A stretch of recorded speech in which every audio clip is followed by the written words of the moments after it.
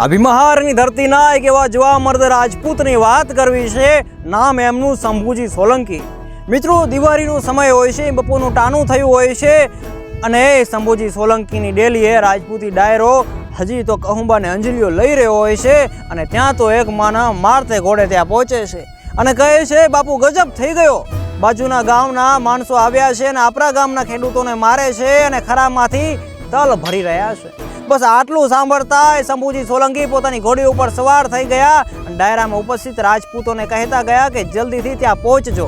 અને પાછળથી 20-25 જેટલા જુવાનિયાઓ પણ ત્યાં પહોંચે છે અને એ ડાયાહારી ધાર નીચે જબર ધીંગાનું ખેલાય છે અને શંભુજી સોલંકી સામેવાળા વારના માણસોને ધરતી ઉપર હુવાડતા જાય છે. અને અંતે શંભુજી સોલંકી અને ભીમહાર ગામના કેટલાય માણસો ભીમહાર ગામ માટે કામે આવી જાય છે.